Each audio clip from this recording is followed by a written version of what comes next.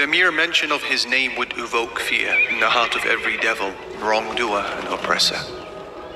He effortlessly balanced power and humility, dominance and justice, decisiveness and compassion. Superpowers fell to their knees before him, and the splendors of the world were at his feet, yet he shunned it all and continued his voyage to Allah subhanahu wa ta'ala. His name is second only to Abu Bakr in the golden list of the 10 guaranteed paradise. He is of course none other than Omar ibn Khalifa radiyallahu anhu.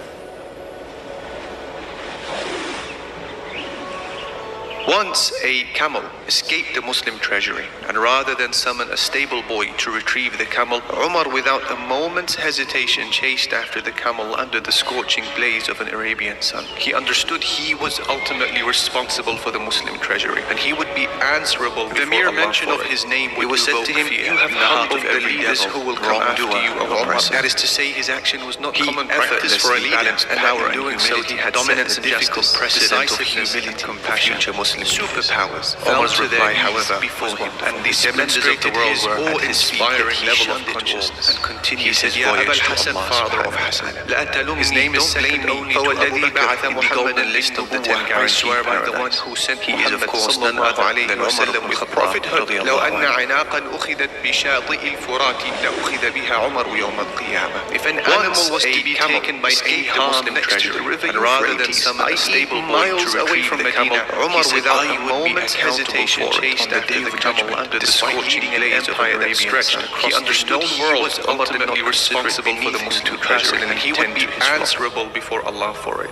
It was said to him, you have humbled the leaders who will come after you, with his head close to the ground, kindling a fire for a leader family, and in doing so he had set a difficult precedent of humility. The head of state then fed the children with his own hands until they were satiated. They demonstrated the children's mother's inspiring level of consciousness. Friendly stranger, he said, Ya Abul Hasan, father of express her admiration. Don't blame me, saying, Jazakallahu khayran bin nubuwwah. I swear by the one who sent Muhammad reward you with goodness. You are worthy of prophethood. لو أن عناقا أخذت بشاطئ الفرات لأخذ بها عمر يوم القيامة. If an animal was to be taken by any harm, when discussing this giant of a man, why should a person miles away from Medina start listing he would be accountable for consciousness of judgment? Or should we describe his justice and equity? Should we recall his command and courage? Should we recall his rejection of this material world, or his knowledge and iman?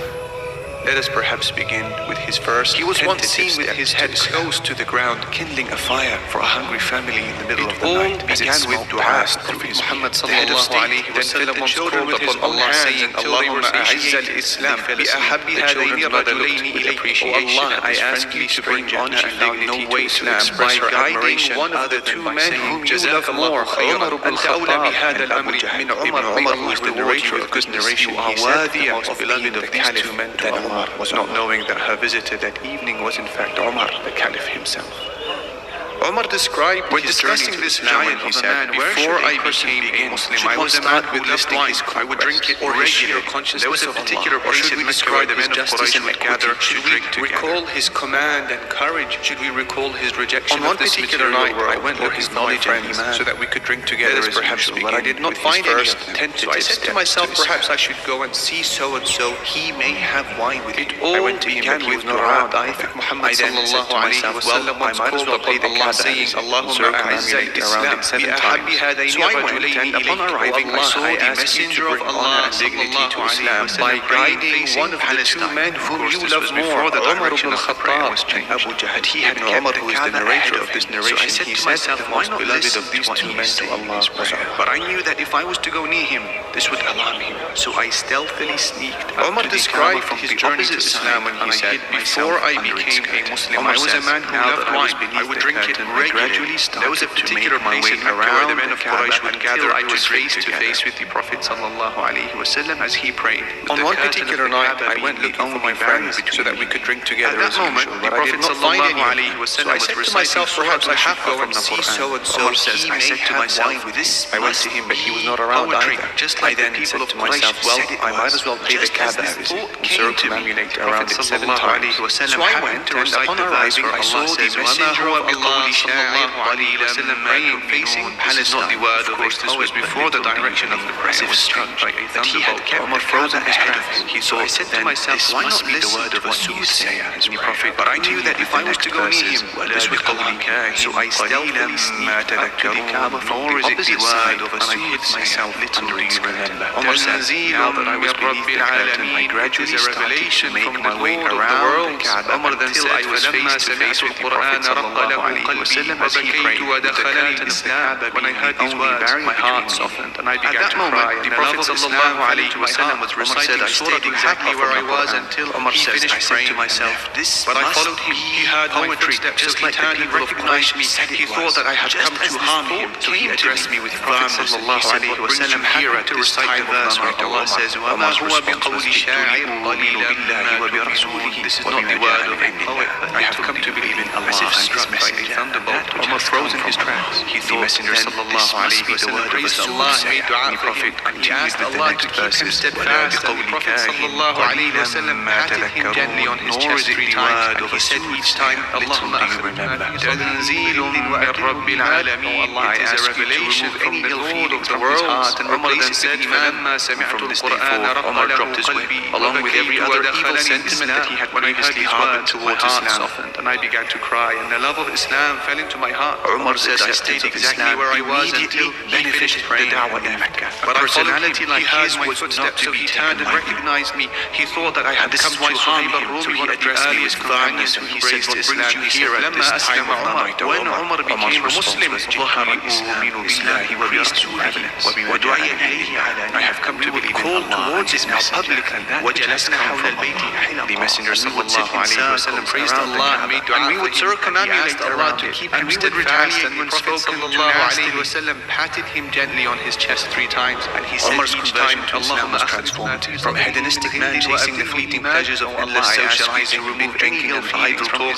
Omar became the legend we all know and celebrated for. Omar dropped his whip, along with every other evil sentiment that he had previously harbored towards Islam, carves out greatness in people. Umar's acceptance of Islam immediately benefited the da'wah in Mecca. A personality like his was not to be taken lightly. We wish to cast, and this is why Suhaib al-Rumi, one of the earliest companions who embraced Islam, upon our path as Muslims. When Umar became a Muslim, من رآني في المنام فقد رآني فإن الشيطان لا يتخيل. We would call towards him now publicly, وجلسنا حول البيت for shaitan cannot sit in circles around the Kaaba. And we would circumambulate around Prophet and we would retaliate when spoken to nastily. Their lives were never the same again. How it must propel a person forward on his journey to Allah. From a hedonistic man imagine then how you would feel if one morning the Prophet sallallahu alayhi wa sallam said to you, Omar became the legend we all know and celebrate today. His story serves as a reminder that the prophets are not like ours. They are always true. Indeed, they are revelations from Allah. And it wasn't too long after Omar accepted Islam that he began to appear in the dreams of the Prophet Muhammad sallallahu alayhi wa sallam. We wish to cast a glance at his luminous face. On one morning the Prophet said, whilst I was sleeping, I saw myself in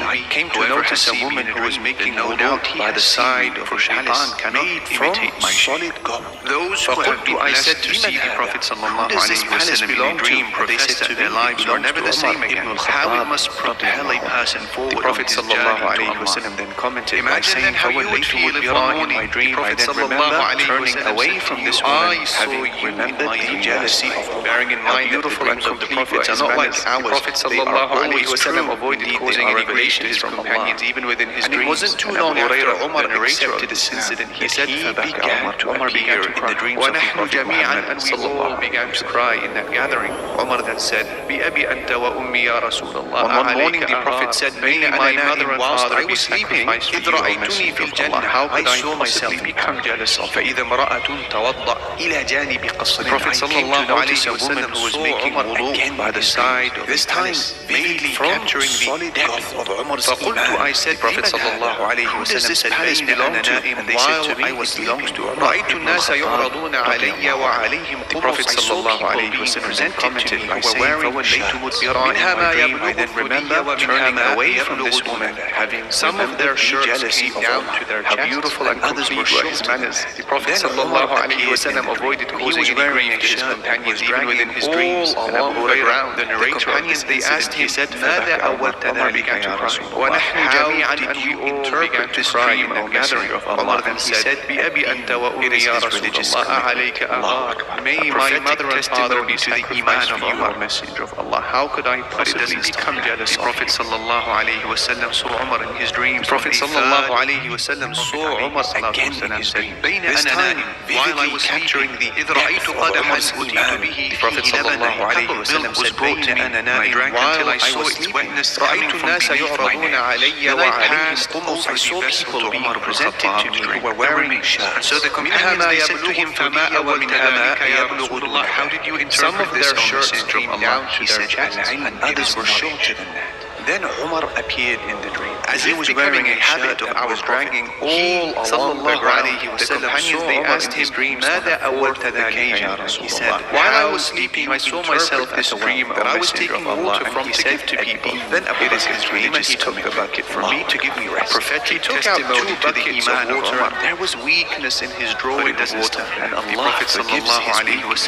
Then Omar in his dreams came and took the bucket from Abu Bakr. The bucket transformed into while I was sleeping, never seen anyone draw water with as much strength as Omar did. He went on doing so until I drank until I saw its wetness coming from beneath, while the water well was overflowing with water. Now, of course, this dream does not indicate. So the companions, they said to him, somehow higher than that of the first caliph. How did you interpret this? It refers to the duration of the caliphate of Abu Bakr when compared to that of Omar's. Abu Bakr's authority lasted just over 2 years, while Omar led the Islamic nation for 10 years and 6 months. Omar in his dreams on the 4th occasion, he said, while I was sleeping, I saw myself at a well that I was taking water from to give to people. Then Abu Bakr came and he took the bucket from me to give me irresistible. He took out 2 buckets of water, and there was weakness in his drawing such as Egypt and Iraq were also liberated by the army. Then Omar ibn Khattab came and took the bucket from Abu Bakr. The bucket had formed a threat of annihilation in the plains of never seen anyone draw water with as much strength as Omar did. He went on doing so until the people left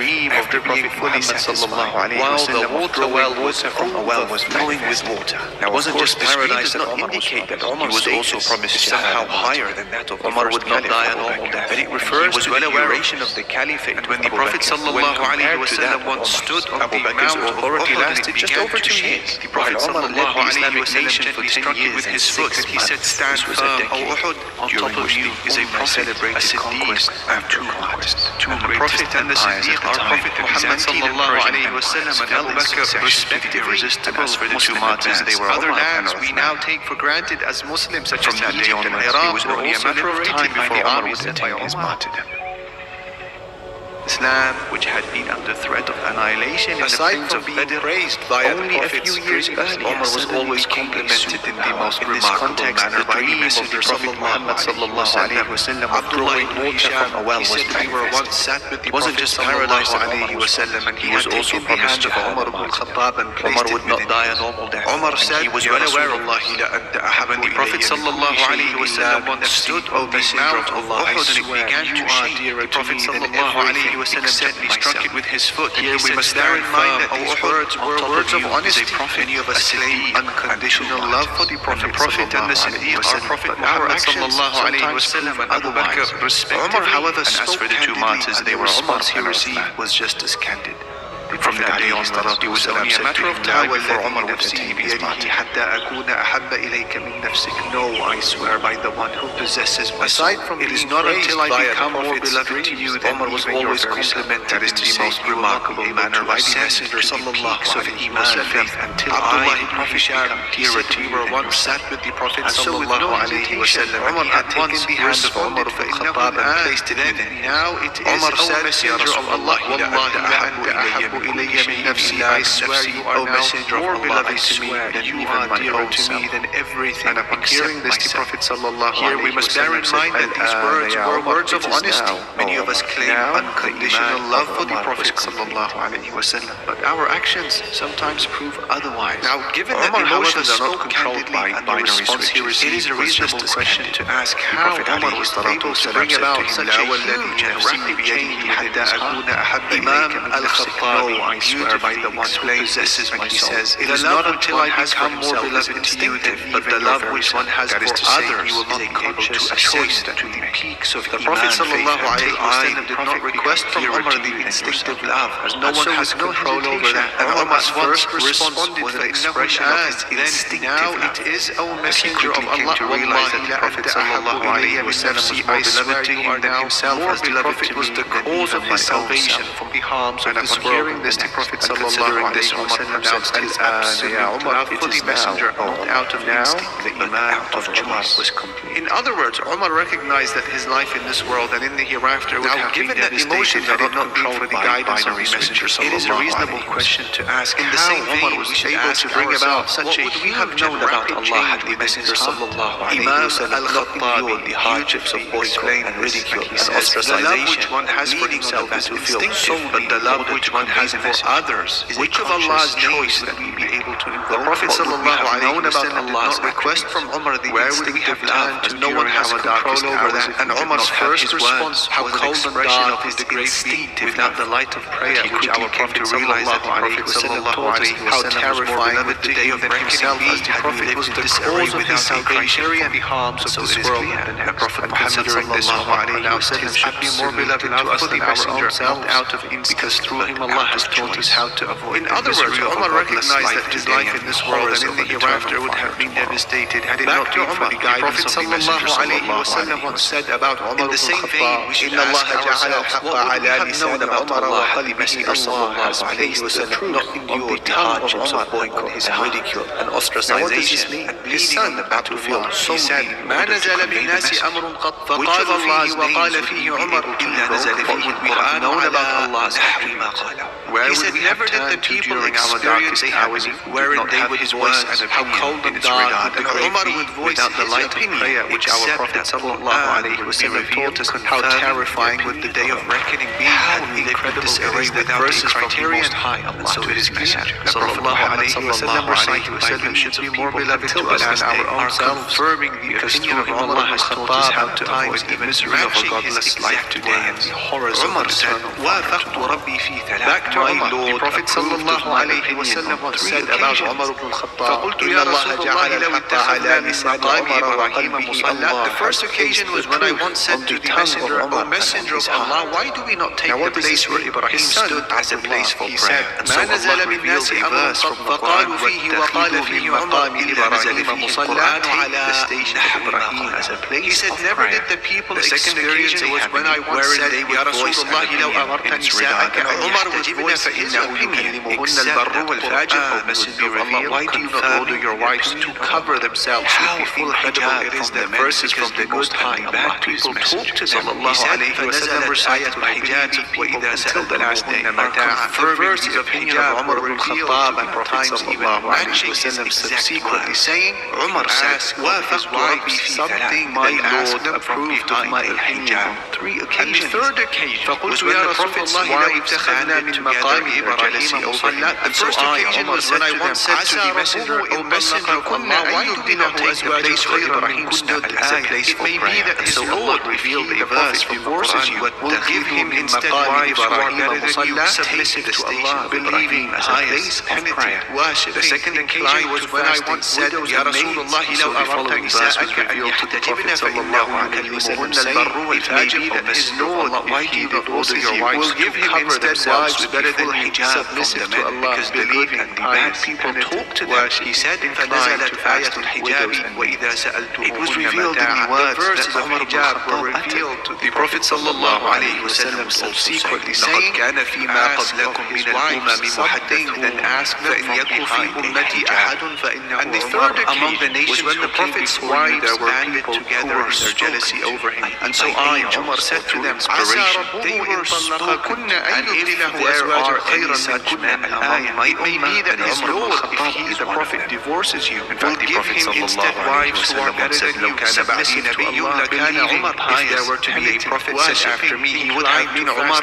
Widows, how So the following verse revealed to the Prophet sallallahu alaihi wasallam, saying, it may be the majority of whom are yet to offer their Creator a single prostration when we have submissive to Allah and others from our history of whom we are an extension, inclined to fasting, with role models from sporting or musical arenas rather than personalities from their own magnificent heritage or sometimes indeed if the lives of all of these so-called stars were combined, their value and achievement would fall short of a single hour in the life of Omar. Are they among the nations who came before you? There were carriers of truth that's placed on their tongues and hearts? Are they guaranteed paradise like Omar?